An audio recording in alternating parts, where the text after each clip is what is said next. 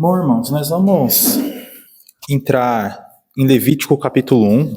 Nós finalizamos a introdução e agora nós vamos entrar de fato a partir do capítulo 1. Então, Levítico capítulo 1. Nós vamos tentar seguir para o capítulo. A proposta que eu quero trazer para os irmãos é nós estudarmos não por versículo a versículo, porque eu não quero que seja algo maçante para os irmãos, mas eu quero trazer alguns pontos principais do que nós vemos no capítulo, que me chamou a atenção, e conforme os irmãos também tiverem algo que chame a atenção, ou alguma dúvida sobre algum versículo, os irmãos podem comentar, podem ajudar também. Então, queria pedir, se possível, para o irmão Edenilson fazer a leitura do verso 1 até o verso 17 de Levítico capítulo 1, se for possível. Chamou o Senhor a Moisés e da tenda da congregação lhe disse: Fala aos filhos de Israel e dize-lhes: quando alguém de vós trouxer oferta ao Senhor, trareis a vossa oferta de gado, de rebanho, de gado miúdo. Se a sua oferta for holocausto de gado, trará um macho sem defeito, é a porta da tenda da congregação, e trará, para que o homem seja aceito perante o Senhor, e porá a mão sobre a cabeça do holocausto, para que seja aceito a favor dele, para a sua expiação. Depois imolará o novilho perante o Senhor, e os filhos de Arão, os sacerdotes, apresentarão o sangue e o aspergirão ao redor sobre o altar que está diante da porta da tenda da congregação. Então ele esfolará o holocausto e cortará em seus pedaços. E os filhos de Arão, os sacerdotes, porão fogo sobre o altar e porão em ordem lenha sobre o fogo. Também os filhos de Arão, os sacerdotes, colocarão em ordem os pedaços, a saber, a cabeça e o redém sobre a lenha que está no fogo e sobre o altar. Porém, as entranhas e as pernas, os sacerdotes as levará com água e queimará tudo isso sobre o altar. É o holocausto, oferta queimada, de aroma agradável ao Senhor. Se a sua oferta for de gado miúdo, de carneiro ou de cabrito, para o holocausto, trará macho sem defeito, e imolará ao lado do altar, para o lado norte, perante o Senhor. E seus filhos de Arão, os sacerdotes, aspergirão seu sangue em redor sobre o altar. Depois ele cortará os seus pedaços, e como também a sua cabeça e o seu redém. E os sacerdotes os porá em ordem sobre a lenha que está no fogo, sobre o altar. Porém, as entranhas e as pernas serão lavadas com água, e os sacerdotes oferecerá tudo isso e os queimará sobre o altar. É o holocausto, oferta queimada, de aroma agradável ao Senhor. Se a sua oferta ao Senhor for holocausto de aves, trará a sua oferta de rolas ou de pombinhos. O sacerdote trará ao altar e com a unha lhe desmontará a cabeça, descancará a cabeça, sem separar do pescoço, e a queimará sobre o altar. E o seu sangue ele fará correr na parede do altar. Tirará do pago com suas penas e a lançará junto ao altar, para o lado ordenará no oriental, para o lado oriental. No lugar da cinza, rasgará as penas asas, porém não partirá. O sacerdote queimará sobre o altar em cima da lenha que está no fogo, É o holocausto, oferta queimada e aroma agradável ao Senhor. Muito obrigado, irmão. Muito obrigado. Levítico, como nós podemos ver, é um livro peculiar para os nossos dias atuais. Quando nós olhamos, nós vemos isso, as atitudes que eram feitas, os rituais que eram feitos, e por conta da nossa cultura nos causa muito estranhamento. Diante disso, quero iniciar com um princípio aqui do verso 1. Chamou o Senhor a Moisés. No deserto onde Moisés escreve Levítico, ele se situa a tenda que aparentemente estava no meio da congregação, do arraial, do acampamento dos israelitas. Isso lá em Números capítulo 2, verso 17, nós podemos ter essa suposição, que a tenda ficava bem no meio do acampamento do povo de Israel. E isso não apenas mostra que a tenda do encontro ela ficava no coração da comunidade, mas também em contato íntimo com todas as tribos que se encontravam em Israel. E ao construir a tenda, Moisés ele sinaliza um movimento de adoração mediante a sacrifício, a partir de todo lugar e de qualquer lugar para uma única localização, se centralizando na tenda do encontro. E a atenção ela deve estar claramente no Deus do Sinai e somente nele. Diferentemente da época dos antepassados de Israel, que construíam altares e sacrificavam por toda a Canaã, a tenda do santuário ela proporciona um único local onde o Senhor se distingue de todos os demais deuses que existiam na época. Então nós temos uma cultura pagã que circundeia ali Israel, e nós temos um Deus que se diferencia de toda aquela cultura que estava ao redor do povo de Israel.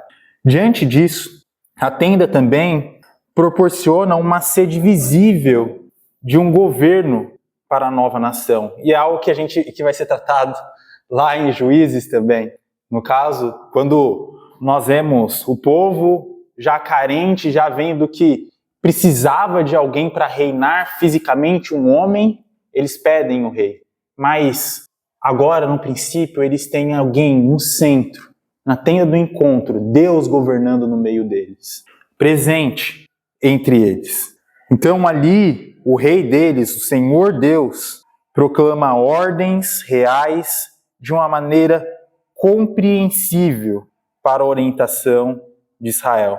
Eu gosto muito do texto de Deuteronômio capítulo 30, que mostra justamente essa forma que Deus se comunica para com o seu povo. Porque aqui nós vemos que Deus chamou Moisés. Quando nós olhamos para Deuteronômio capítulo 30, verso de 11 a 14,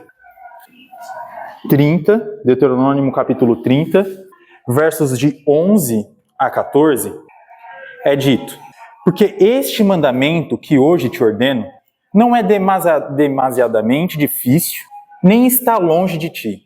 Não está nos céus para dizeres: quem subirá por nós aos céus, que nolo traga e nolo faça ouvir para que cumpramos? Nem está do mar para dizer: quem passará por nós além do mar, que nolo traga e nolo faça ouvir para que cumpramos? Pois esta palavra está muito perto de ti, na tua boca e no teu coração, para a cumprires. Então, o Senhor se fazia presente, trazendo mandamentos, não de uma forma distante deles, mas o Senhor estava lidando de forma íntima com o povo de Israel. Ele estava presente no meio do povo de Israel, fazendo com que o povo de Israel tivesse comunhão com ele. E o lugar escolhido por Deus na terra serve como um vínculo. Esperar o... Aproveitar para...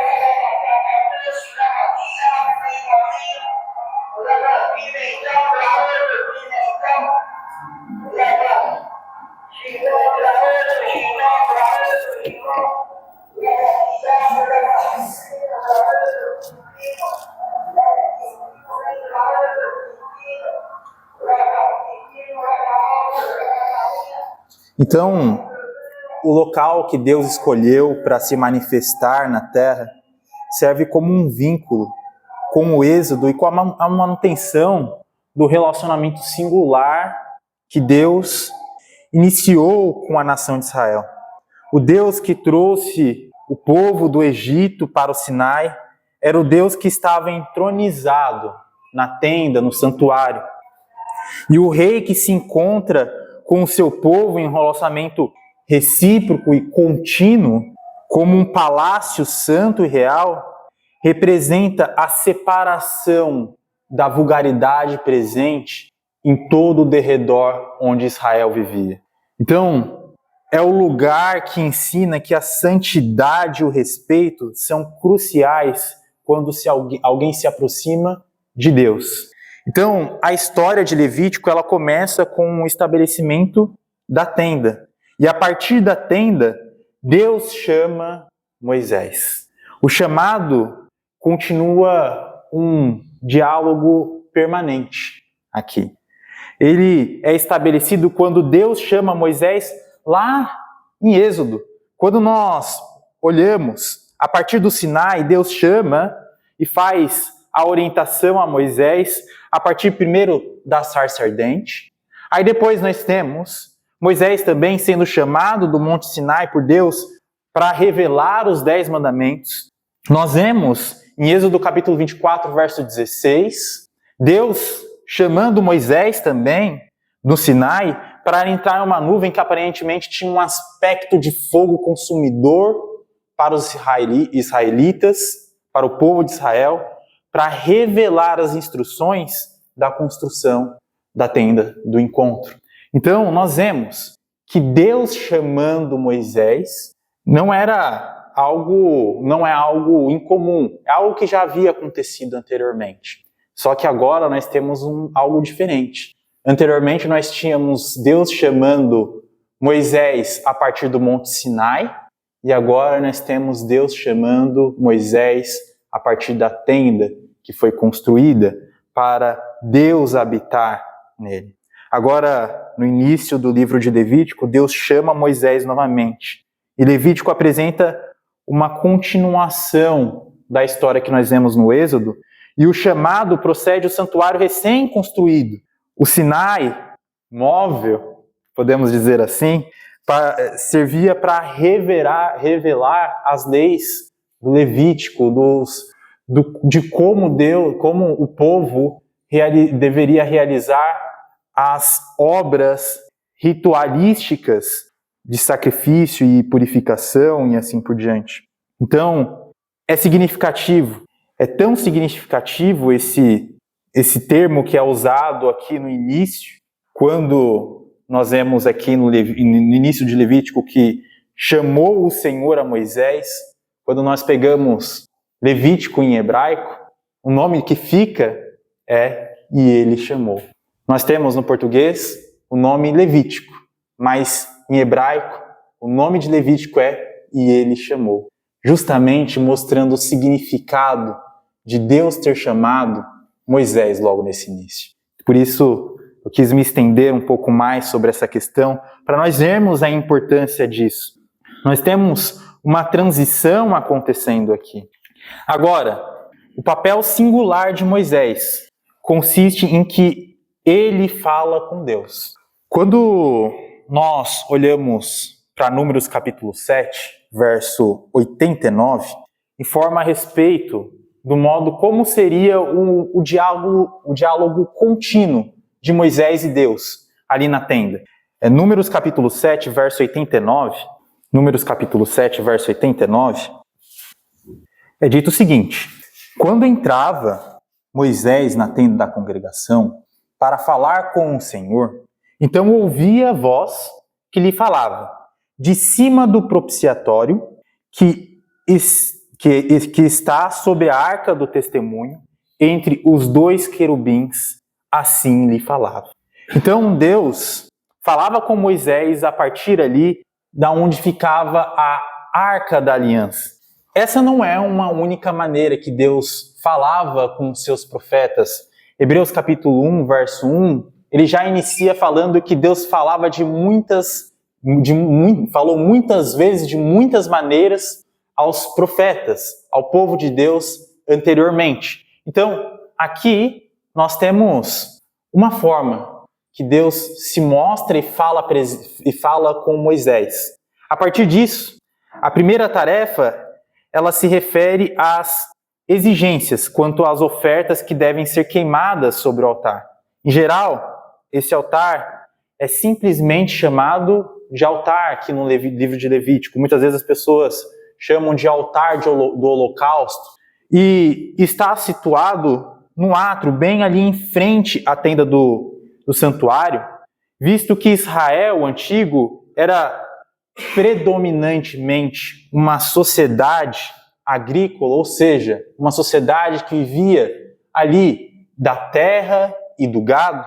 Nós vemos justamente a oferta sendo feita em termos não de dinheiro, mas de animais. Então, os sacrifícios de animais, eles devem proceder da própria criação de cada um, ou seja, é uma oferta individual que cada um ofertava a Deus. Diante disso, eles não pegavam e caçavam animais selvagens e logo em seguida eles ofertavam. Não, era necessário um custo, era necessário um animal perfeito, sem defeito. Um animal aqui, no caso, um macho. Então, em essência, são presentes ao rei e não deve ser algo que custe relativamente pouco para a pessoa que está ofertando, ao adorador. Posteriormente, quando nós vemos, Araúna desejou dar a Davi um lugar para que ele construísse um altar, quando nós olhamos para 2 Samuel. 2 Samuel, vamos olhar para essa história. Justamente para reforçar a questão do custo. Quando alguém oferta algo ao Senhor, é necessário o custo. E 2 Samuel, capítulo 24, reforça essa questão. 2 Samuel, capítulo 24, verso 24. 2 Samuel, capítulo 24, verso 24. Mano Tabilis, tu pode fazer a leitura pra gente, por favor? Porém o rei disse a Araúna: não mais eu te comprarei pelo devido preço, porque não oferecerei ao Senhor meu Deus holocaustos que não me custem nada. Assim Davi comprou a ira e pelos bois pagou 50 ciclos de prata. Perfeito, perfeito. Muito obrigado. Então, nós vemos aqui Araúna, que era um jebuseu, oferecendo a Davi uma terra para ele fazer o altar. E o que Davi ele faz? Quando lhe é oferecido esse altar, é oferecido ali de graça para ele. Ele fala, não, eu pagarei por isso. E ele fala que não simplesmente ele paga e pede um desconto, eu pagarei o preço justo. Ou seja, quando nós temos uma oferta que vai ser levada a Deus, não é uma oferta que deve ser uma oferta feita de qualquer maneira, que não deve ter custo para a pessoa. Não, é uma oferta que deve ter valor para a pessoa. Então nós vemos Davi justamente, olha, não, eu pagarei o preço justo. E assim, eu farei o holocausto ao Senhor, nós faremos o holocausto ao Senhor. Então nós vemos justamente a importância do valor dessa oferta. Não é uma oferta simples, não é uma oferta que deve levar um custo que seja pequeno para a pessoa. Então o chamado do Senhor a Moisés começa com as instruções, para que ele ensine a Israel o modo apropriado de apresentar, assim, o holocausto a Deus. Logo, nós vemos instruções para as outras ofertas, nos capítulos seguintes também.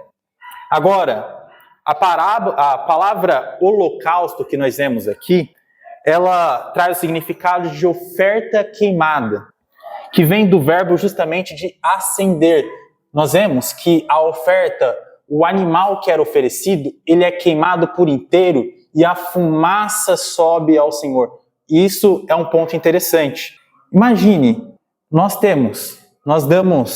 hoje nós trabalhamos com dinheiro.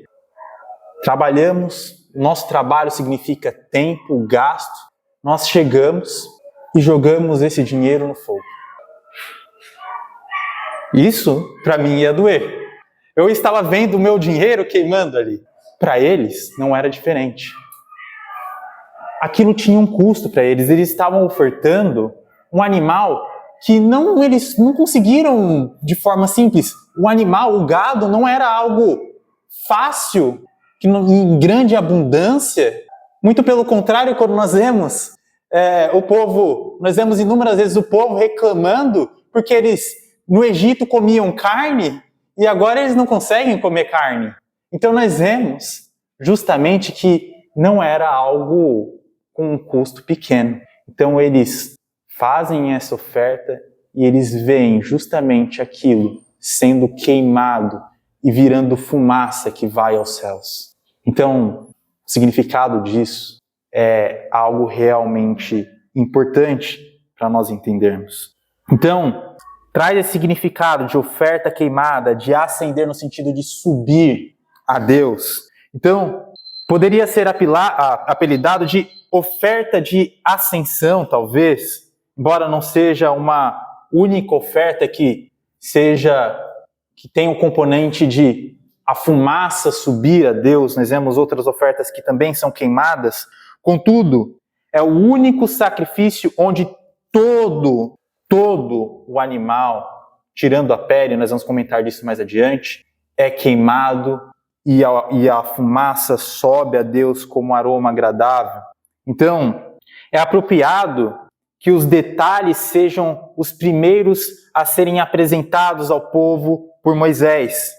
Nós vemos mais referências do holocausto no Antigo Testamento do que qualquer outro sacrifício que nós vemos aqui no livro de Levítico. Era algo comum, inclusive, algo que também nós vamos comentar posteriormente, o holocausto já havia acontecido anteriormente, antes mesmo dessa lei, dessa descrição que está sendo dita a Moisés por Deus. Então, os holocaustos e as demais ofertas, elas não eram uma invenção. Nós vemos justamente que eles já eram sacrifícios feitos. Nós vemos isso em Êxodo capítulo 24. Nós vemos isso em Gênesis capítulo 8, verso 20, quando Noé faz um holocausto ao Senhor, logo após ele sair da arca. Ele faz um holocausto, ele, através do altar, faz um holocausto ao Senhor, lá em Gênesis 8, 20. Então, era algo que já estava presente, mas aqui nós vemos um detalhamento da parte de Deus de como deve ser feito isso. Visto que alguns dos diversos termos para sacrifício eram usados pelos povos vizinhos de Israel. O que era de se esperar, é necessário explicar os detalhes de como isso deveria acontecer. Nós temos hoje inúmeras doutrinas na nossa atualidade, na nossa cultura. E como nós sabemos qual é a doutrina verdadeira, o que nós devemos fazer na igreja do Senhor? Através das instruções que nós temos reveladas nas Escrituras. Naquela época não era diferente. Existiam muitos povos pagãos que também realizavam sacrifícios. Então, é necessário que o Senhor mostre como eles devem realizar o sacrifício, que seja agradável ao Senhor, porque é muito fácil chegar e adorar ao Senhor como eu bem quiser, como eu bem achar melhor. Infelizmente, nós vemos muito isso nos nossos dias atuais. Mas o Senhor revela aqui como isso deve ser feito.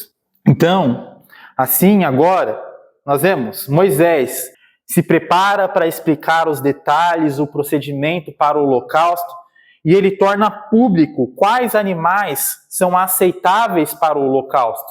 Estes incluem gado grande, gado pequeno, aí se inclui novilhos, que é algo mais caro, carneiros e cabritos, que era um gado mais comum, e nós vemos aqui também a descrição dos pássaros, que traz justamente o significado de algo que tinha um custo menor.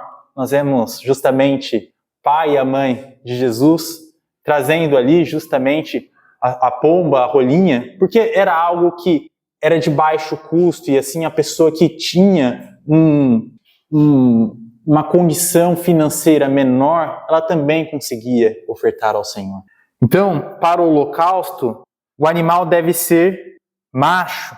No mundo de Moisés era exigido o macho devido ao seu valor simbólico, talvez. É muito interessante porque a fêmea, ela tinha um valor talvez até maior, dado que ela dava crias e assim por diante. Quando nós vamos pegar algum animal, acredito que hoje em dia também a fêmea costuma ser mais cara, justamente por essa questão de procriar.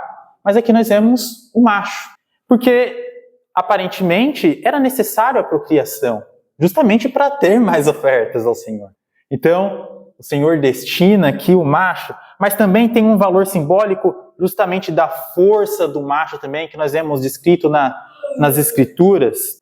O crescimento do rebanho ele dependia predominantemente do número de fêmeas. Além de elas oferecerem os laticínios, leite, assim por diante, nós vemos isso também descrito nas Escrituras. Deuteronômio capítulo 32, verso 14, fala justamente do uso disso. 2 Samuel capítulo 17, verso 29, também fala sobre isso. Agora, por outro lado, se eram trazidos por serem descartáveis, isso deprecia o valor do sacrifício. Quando nós vemos o falso profeta Zedequias tentar persuadir Acabe a tornar Ramó de Gileade, ele fez uns chifres de ferro para mostrar ali o sentido de força. Quando nós vamos para entender um pouco melhor, Primeira Reis. Quando nós olhamos para chifre, hoje traz um significado diferente. Mas, no sentido da época, trazia justamente um significado de força, de poder. Primeira Reis, capítulo 22.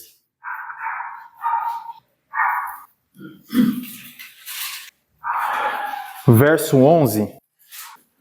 Primeira Reis,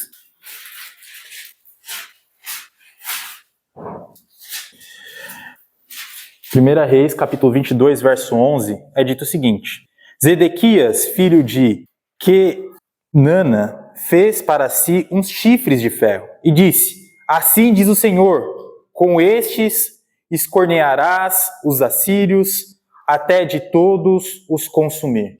Justamente trazendo um poder, mostrando uma força, aqui o falso profeta. Miqueias capítulo 4, verso 13 também reforça essa questão.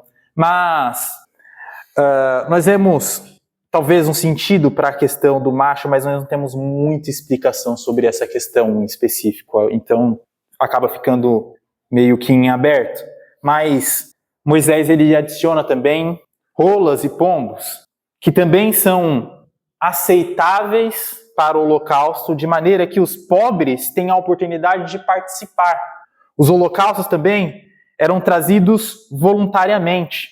Quando o rei Ezequias ordenou que se trouxesse sacrifícios da casa do Senhor, ele nomeia pessoas que traziam, servos de Deus que traziam à congregação sacrifícios e ofertas de ações de graças, e todos os que estavam de coração disposto, 2 Crônicas capítulo 29, verso 31, trouxeram o holocausto.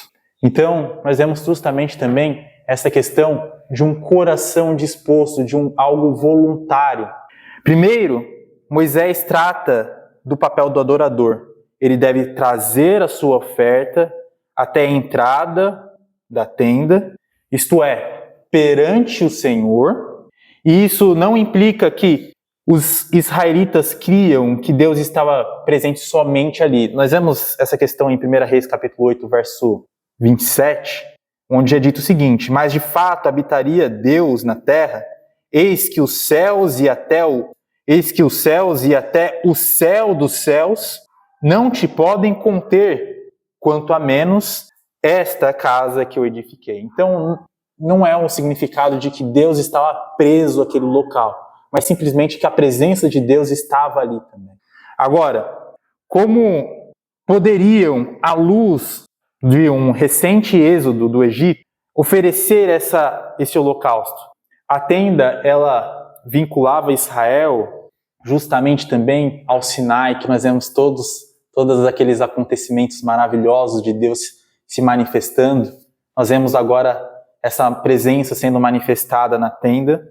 Agora, em particular, Israel vincula essa aliança à tenda. Agora, tem um ponto interessante, eu quero passar para os irmãos como que funcionava essa tenda. Tem uma imagem aqui que vai ajudar o entendimento. Eu vou passar aqui para os irmãos, aí depois a gente vai passando para trás para a gente entender um pouco como que funcionava esse tabernáculo. Mas eu vou desenhar aqui um ponto interessante. Obrigado. Nós temos basicamente o seguinte, nós temos a entrada dessa tenda, que fica aqui. Vou pegar a imagem para eu não errar. Nós temos aqui, em primeiro lugar, aonde nós vemos justamente sendo descrito aqui em Levítico, se eu não me engano, no final do verso 16, ao lado oriental, no lugar da cinza. Nós tínhamos aqui no início justamente um local onde era despejado alguns, possivelmente, questões de fezes ou algo do tipo. Então eram jogados as cinzas neste local. E nós temos o altar, um pouco mais aqui à frente. Nós temos uma bacia onde eram lavadas as coisas, aqui um pouco mais à frente. E aí mais à frente nós temos justamente a tenda do encontro, onde ficava a arca e assim por diante. Nós tínhamos o véu aqui no meio, depois a arca da aliança aqui, onde Deus justamente falava. Agora, diante disso, nós temos alguns pontos interessantes. Só vou colocar aqui que ele fala do norte. O norte seria para cá, norte. Então, entendendo isso, irmãos, eu acho interessante porque dá para a gente ter uma visão um pouco mais ampla de como funcionava. Nós temos Moisés, que diz que o adorador ele deve pôr a mão sobre a cabeça do sacrifício. E o verbo aqui de pôr a mão traz o sentido de se inclinar, de se apoiar. E nós vemos várias citações. Eu estava vendo as citações dessa palavra. Nós vemos muitas citações dessa mesma palavra. E uma delas se encontra em Juízes, capítulo 19, verso 29, que é usada essa mesma palavra. Tem uma tradução, quando nós vemos na nossa Bíblia, ela tem uma tradução diferente das versões, em algumas versões, mas a palavra é a mesma no hebraico. Quando nós vemos Sansão, que se agarrou ali nos pilares para se apoiar, é a mesma palavra. Então é no sentido de se apoiar mesmo, de se inclinar diante do animal. Então, nós vemos Moisés afirma que, basicamente, o adorador ele deve confiar no presente e na aceitação de Deus no sacrifício que ele está fazendo. Então, justamente, o ponto não é simplesmente tocar distante assim, não. É realmente colocar a mão sobre aquilo e aí sim, imolar, matar aquele animal. Então, a pessoa ela se inclina, se apoia e mata o animal. Então, tem um primeiro sentido disso. Então, o adorador imola, então, o sacrifício, ele mata o animal. E essa ação, ela identifica ainda mais, faz com que a pessoa se identifique ainda mais com a dádiva de Deus que está se fazendo presente ali. Matar o animal é uma forma de julgamento. O animal é condenado no lugar daquele que faz a oferta.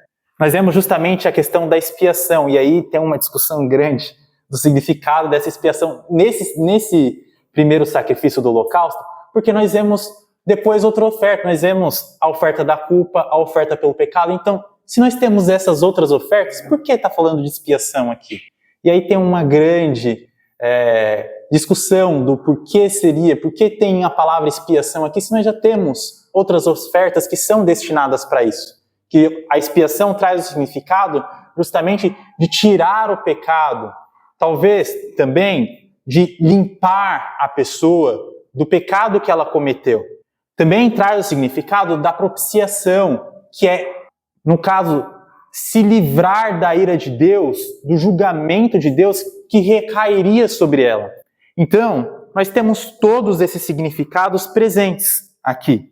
Mas eu acredito que traga mais o significado aqui, justamente de eles estarem demonstrando ali um meio que eles reconhecem a culpa deles perante o Senhor. Olha, eu sou pecador e eu necessito desse perdão, eu necessito que a ira de Deus seja desviada de mim. Então, a expiação, ela traz esse significado. Então, o sangue do sacrifício aqui, ele desempenha um papel vital na cerimônia também. E Moisés, ele desenvolve isso também. Então, tem um lado do adorador, que deve fazer isso, como um elemento essencial do sistema sacrificial. Agora, é preciso matar e tem um procedimento diante disso também.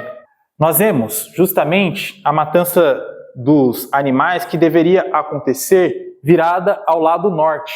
Então, a pessoa, ela estava aqui, ela fazia ali no caso, matava o animal de costas, de certa forma, longe justamente do local onde eram jogadas as cinzas. Talvez, simbolizando justamente a aversão à impureza.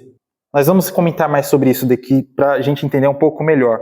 Mas a cinza, ela ficava aqui ao lado oriental, lado leste. Se eu não me engano, a NVI traz essa tradução. Se não me engano, na nossa versão, a Almeida Revista Atualizada, ela traz a tradução como oriental. Aqui na NVI, ele traz o lado leste. Então, para trazer um entendimento um pouco mais fácil para a gente. Agora, as entranhas e as pernas, elas são lavadas a fim de serem preparadas para o altar. E aí, mais uma vez, talvez simbolizando ali o significado justamente da pureza daquele sacrifício. Ali era tirado todo o excremento, toda a sujeira que havia do animal, talvez fezes ou algo do tipo. Então eles cortavam, faziam toda a limpeza do animal, talvez nessa bacia que nós vemos aqui, talvez nessa bacia, eles faziam toda a limpeza e depois isso era colocado para ser queimado. Então nós vemos justamente também o ato de limpeza sendo feito, e esse ato de limpeza, essa parte de corte, era feita pelos sacerdotes. Olha, toma um animal aqui, faz a oferta por mim. Não. Eles faziam isso também. Eles chegavam, cortavam os animais e aí eles davam para os sacerdotes. Então nós vemos um íntimo relacionamento que deveria haver entre a pessoa e a oferta realizada por ele.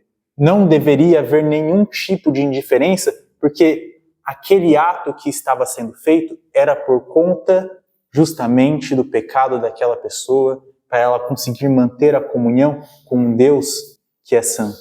Diante disso, o manuseio das aves, elas também devem estar de acordo com os demais holocaustos. O sacerdote, ele remove o papo. A NVI, ela traz o significado também de penas. O papo aqui traz um significado, e eu quero ler a nota que eu tenho aqui, de rodapé, que era o verso 16, que traz o seguinte, quando fala do papo. A parte ampliada do estômago de um pássaro que serve como uma bolsa para armazenar alimentos antes da digestão completa. Com seu conteúdo, toda a expressão também poderia significar remover suas entranhas, cortando suas pernas da cauda. Aí fala sobre o lado leste e assim por diante. Então, nós temos justamente o ponto de limpeza, aonde ficava talvez as impurezas do pássaro, também isso era removido. Então, nós temos um grande significado aqui de pureza que deveria ser feito também no sacrifício, na oferta que era apresentada a Deus. Bom, irmãos, para finalizar, porque eu estou quase passando do horário, é difícil não compreender qualquer coisa que dê a impressão de impureza, que essa impureza não deve ter lugar na tenda ali onde Deus estava presente. Então tudo isso deve ser removido, tudo isso deve ser limpado. Todo excremento, um símbolo de impureza, deve ser removido. O adorador, ele esfola o animal e dá o couro, não como comestível para o sacerdote, mas como uma espécie de salário para o sacerdote, dado que também o couro bovino era algo valioso. Então, não era necessário também dividir as aves pequenas, porque elas eram pequenas. Agora, o sacerdote, ele também tem deveres importantes a desempenhar. Ele deve colher o sangue em uma grande bacia e aspergir no altar, e devem arranjar a lenha para queimar e manter o fogo aceso. Os sacerdotes, eles não devem permitir que o fogo seja apagado. Isso é descrito lá em Levítico capítulo 6, versos de 12 a 13. O fogo deve estar sempre aceso ali. Diante disso, o fogo que nunca se apaga indica uma contínua intercessão pela nação de Israel. Ali, uma contínua intercessão de limpeza do povo de Israel e de purificação do povo de Israel. Assim, o fogo nunca deveria ser apagado, porque era necessário justamente essa limpeza, essa purificação de impurezas do povo e de pecado que o povo cometia. Bom, irmãos, finalizo por aqui, peço perdão, passei um pouco. Que Deus nos abençoe, irmãos.